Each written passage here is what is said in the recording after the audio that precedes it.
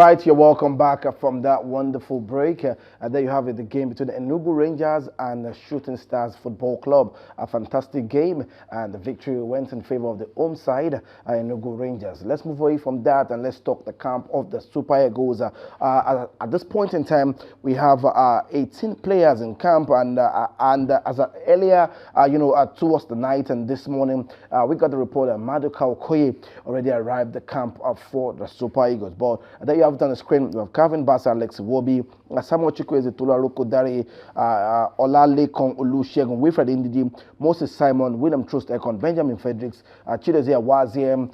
We have Bruno Yemechi, Victor Osimhen, Amas Bazoge, Stanley Wambali, Samia Jaya, Demola Lukman, Akwa Adam, Chidera Ojuke, Bright Osai Samuel, Rafael Oyedika, Franco Yeka, Zedu Sanisi, and Aliazan Yusuf. Now, these are the players in camp, and the striking story this morning is the fact that we got the report that Nigeria Super Eagles are boycott training over unpaid bonuses ahead of the World Cup playoff. And Nigeria Super Eagles and officials boycotted training in Rabat, Morocco on 11th of November, that was yesterday, protesting unpaid bonuses and allowances from the Nigeria Football Federation dating back to 2019.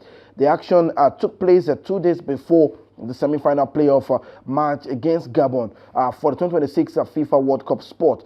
Sources report no immediate resolution with the Federation yet to issue an official response. This was the update we got yesterday. Let's listen to one of the media houses or an influencer that was there yesterday. I will come back to discuss in the studio right after that. That the Super Eagles of Nigeria players have boycotted training today. This was supposed to be their second training session, and usually technical training sessions they do the tactical work and stuff, but due to unpaid allowances and disagreements with the NFF, they are not training today. To my right, you can see the team buses. If my camera person can pan to the right, you can see the team buses. They were all lined up, for the game, for the boys to go to training, but they were not coming out. And we saw the kits men offload the kits from the from the buses as well. So yes, at the moment it doesn't look like it is already dark. They've missed their time slot allocated to them by FIFA to train at the stadium. And this boils down to what unpaid allowances. They have been owed allowances going back to some time. The negotiations have been going on with the NFF on how to pay it and other things. And I can confirm that the negotiations are still going on. We're hopeful that things will be resolved tonight or tomorrow so that they can train tomorrow for the game on Thursday. The camp is calm. There's not much activity going on. Earlier when I came, my first report, I saw the NFF president, paid my courtesy to him, saw the coach, wished him a happy birthday since today's his birthday, but these are not the kind of conversations that I can have with them about player boycott or allowances. No, I allow them to resolve what they got to resolve upstairs. So the negotiations are still going on. Nobody's saying much. We've seen the media officer who just confirmed it, and they are not saying much, but we are here to wait, and we're waiting for that development. So Nigerians should please remain calm. I know it's a tense moment for us. I know that we're expecting something different. I mean, after the joy of the 4 goals against Benin Republic, we're expecting that, let's build up the momentum. But with what is going on, let's just see. So this is your local man signing out, and I'll bring you more updates as the night goes by. Thank you very much.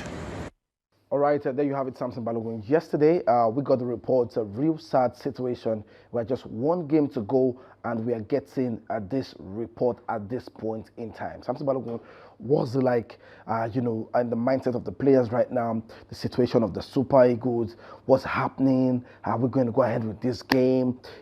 Come on, I just need answers at this point in time.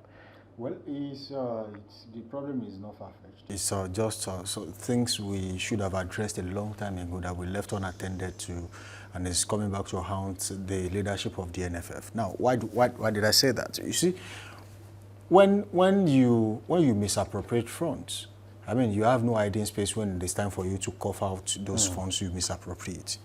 And, there's no competition you qualify for as a country that you don't get paid. No competition. Now, people might ask questions about where do NFF get funds from? Now, they get funds from sponsorship. There was a time we had a particular brand of sweet that was the official sweet of the Super Eagles. That's a beverage company. The beverage company that was the official beverage company of the Super Eagles. We had, I think there was another one. I'm trying to remember. They had about 4 or 5 brands, sponsoring the Super Eagles at the time. Now, you cannot maintain relationship. So when these brands are tired, they want to check out. They want to leave. And unfortunately, we are not able to manage those relationships. So in that area of sponsorship, we don't have, what we will call, the marketing structure. We don't have the structure. So let's just leave that aside. Now, the government of each country funds the football association. Okay. There's funding that comes from it. So that means that, because if they don't fund, how do you pay? Because when you look at members of staff of NFF, you ask yourself this question: do we need this much people in the NFF? If you go to Glass House in Abuja, you will realize that they are just too much. So why do you need so much people in the NFF? But then it's good that some people are gainfully employed. It's normal. Another thing we are failing to look at is the fact that every country gets funding from FIFA and CAF.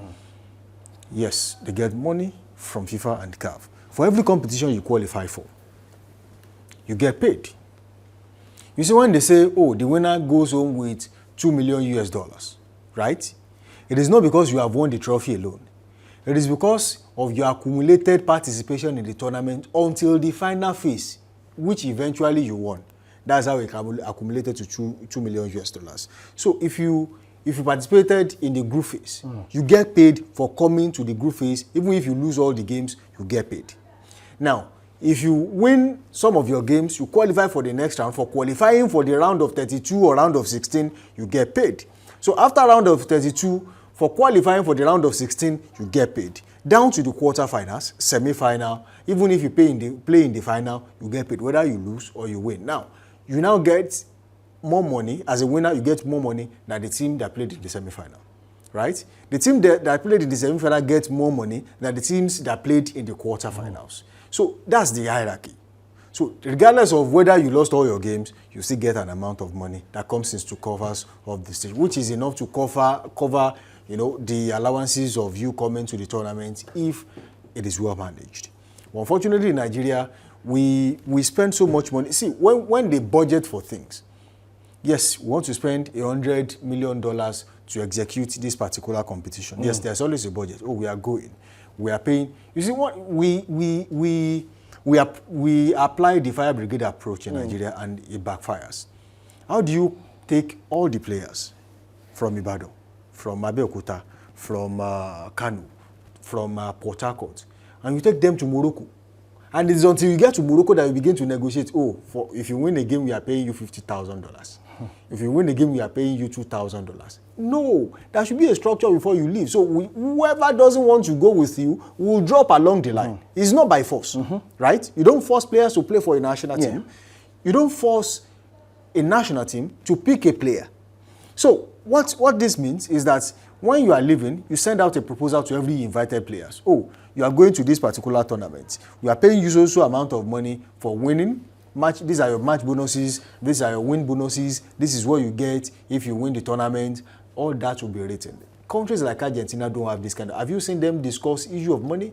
Have you seen England discuss issue of money? Because before you leave home, you already know what you are getting. Nobody is going to. And another thing is, after knowing what you are getting, nobody will dispute that as you are winning those games, you get paid.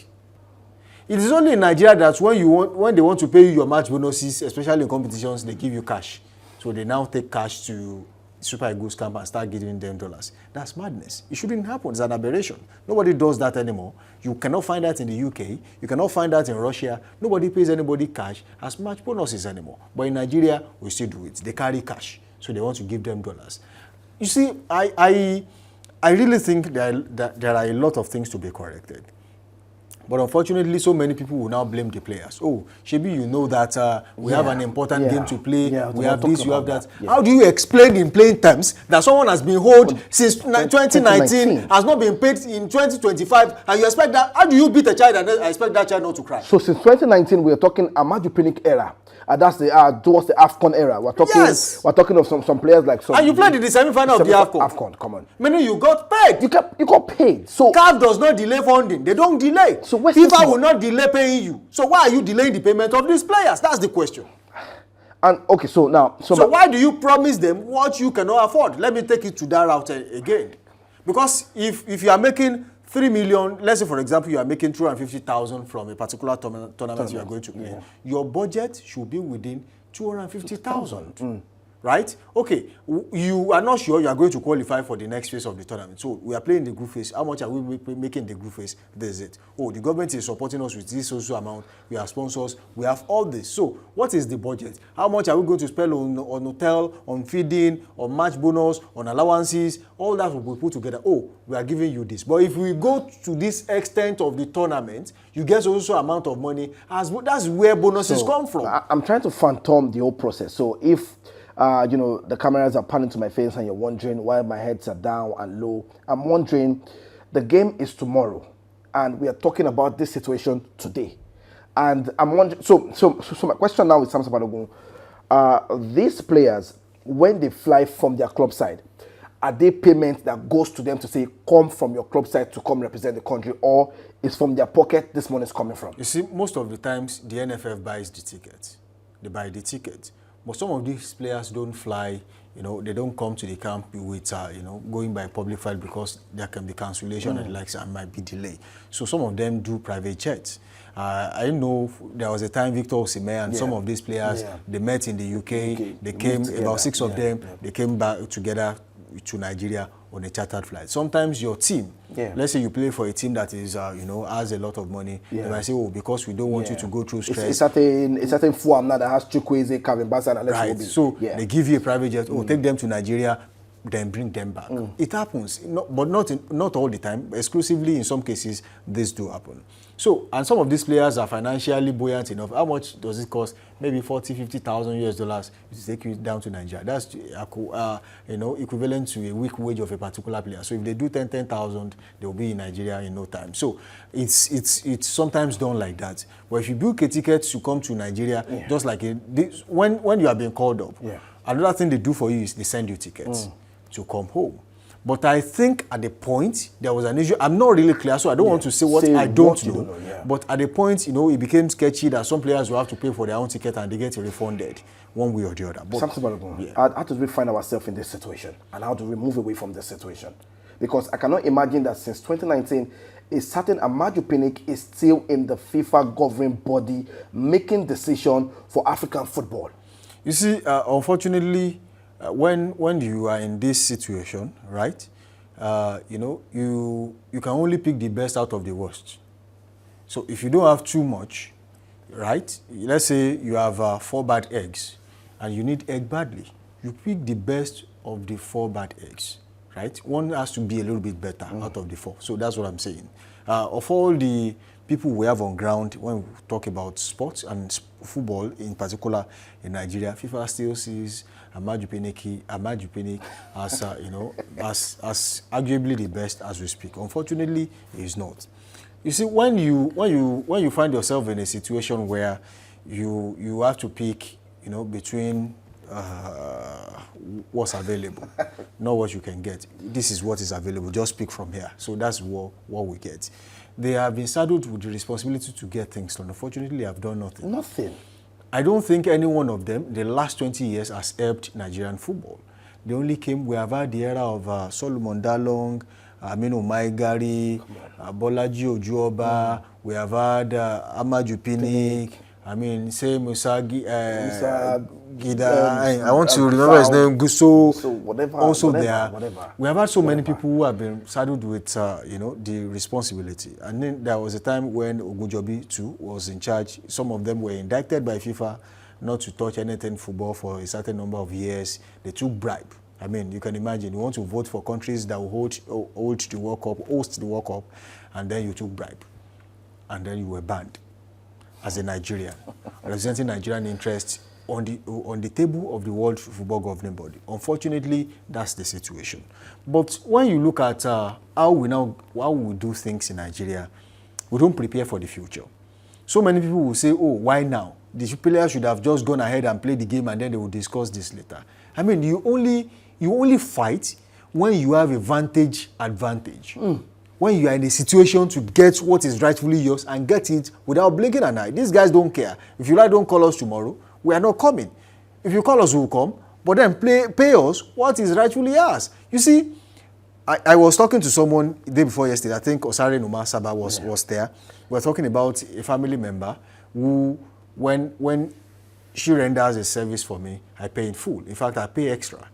But then when it is my turn to render a service for you, you think, Shebi, we are friends, we are family members, you should be able to do it for me for free. And I said, look, if you are not paying me, on Saturday I was meant to anchor an event for her. I said, I'm still at home as I speak. If you are not paying me, I'm not coming. That's the deal. I can give you a discount because we are close. Yeah. But I won't come for free. It's impossible. So the worst you can do is to pay my logistics. And if you cannot do it, just walk away. So they are Nigerians, yes. You want them to be patriotic, they are doing that already. But if it comes to giving them allowances, I mean, you cannot pay them what their club side pays them on a weekly basis. You cannot. You can't. But then you can pay them what you can afford. But the little you can afford, give it to them on time. There was an issue also about how much they are to get for as match bonus. They were discussing, we are going to give you 10,000. The players are saying 15,000 or nothing. So I'm seeing a report of $30,000 per win, while the NFF offered to retain the standard to $10,000 per win. Now, the performance-based incentive are saying $30,000 per goal against Gabon and $50,000 per goal in the final of the playoff. But the players are rejecting all this offer at this point in time. Santi, just to wrap up this, this segment at this point, because of our time, the players, if they don't play against Gabon, because we have not gotten a report till now that they are already in training, and Gabon players are well rested, they're ready for the game, but we don't have a situation report that our players are ready for this game. So most likely, we might get a report that they might not play the game, or if they play the game and they go ahead to lose. Because we got a report also saying that the NFF are saying they should go ahead to play the game, that when they win, they'll give them the money. So what if they don't win the game? That means the money will go back again and we come back here and sit down, if God being God, because I'm sure by that time, we'll be abroad reporting live and giving you more of the same. 2028, we're not still being paid allowances and bonuses. Something about to go. This game is on Thursday. You see, you said this game is on Thursday. Let's be clear. This game is tomorrow. So it's less than, it's just a little over 24 hours from here. You see, unfortunately, that's the situation. Many of us, as I said earlier, would want to blame the players for not, doing the job first. But in some cases, you don't do the job first. You get the money first and do the job. They have been promised so many times since 2019. Don't worry, you get it next week. Oh, don't worry, you get it next month. Oh, don't worry, the money there's a certain amount of money that is coming. Once we have that money, we'll do this, we'll do that. They are all empty promises. And as a reasonable player, you feel like you are being used. Don't forget that it's not just in football. Recently, some players came out to say, look, when we won certain medals at the Olympics, also we were promised the house, we were promised this, a certain amount of money, till now we have not gotten it. Lagos State compensated Chioma Ajunwa, if you remember. A police officer who represented Nigeria at the Olympics. They just compensated her, I think about 2 years ago. After how many years? In the 90s. She won medals in the 90s. So it's really a big challenge. Unfortunately, that is the situation Nigeria has found itself. If the players go ahead to play this competition, you are talking about Gabon being arrested. You see, it's when it comes to winning, it's from here. It's from the heart. It's not really, it's not 90%, it's not 100% what you do on the field. It's the spirit to do it that matters. These players want to play at the World Cup. A player like Victor Osimhen is really angry that this is happening. If he has his way, he would have paid all these players and said, look, let's get it done. But you cannot do that. Don't forget that recently Mikel Obi said we went to a particular competition. I think it was the Olympics 2008. He said, look, I paid for this, I paid for that. Till today I've not been refunded. And someone came out to say, no, he did not pay all that thing, all those things he said. And he only paid for. He shouldn't have paid from his pocket. That's the problem. So for every lie, there's an underlying truth lying in there. So Mikel Obi knew what he was saying. just that some people wanted to paint it in one way or the other. They wanted to discredit him, but eventually, from the statements to counter what he said, we saw the truth. That he actually paid. Even if he exaggerated how much he paid, we know that he paid. So the problem is that these players cannot continue to fund the NFF. Because if they come and they are not getting paid, it looks like they are funding the NFF. They are not the Nigerian. They are not. Yes. They are not. They are not. Yes. They don't represent Nigerians in any form of government position. So they don't have what it takes to fund the NFF. So what it means is that if you want to use them, you pay them. You pay them. I mean, how do you use a spoon without cleaning it and expect to come back and use it the next time? You clean. Once you are done eating, you clean it. And I had somebody telling me that if you are in an organization and they are owing you for 6 years, won't you be coming to work? I'm like, that's one of the most tough statements I've heard from your mouth. Say, because how would you compare this to this? And so you see, I was talking to a colleague, who works, somewhere. I don't want to mention the man, don't want to mention the industry. They were being owed, I think, 8 months salary, and was still going to work. And one day I called him. I said, "Look, you still go to work?" He said, "Yes." "You have not found a new work?" He said, I think I love it here." "Oh, you love it where you are being owed 8 months salary?" I can confirm to you that you are a thief. Come on, man. Because if you are not a thief, I don't see where you are getting money from to get to work. Even if you have alternative source of income, must you spend that money on going to a place where you are not being paid? So it means that you are stealing something there. You have to be investigated. So whoever is still working somewhere, he or she is being owed to the tune of 6, 7, 8 months, you are a thief. Someone should investigate you. Come on, man. Because even if you have a source of income, aside from what you currently do, it means that something is wrong with you. You are not in your right senses. All you have to do is to focus on your other source of income and just survive. But then people will say, "Oh, they should get it done." It is not done that way. It's not done that way. All right. That's all we can take on the show this wonderful morning. I would have loved to even talk about the basketball league, which is another story for another day.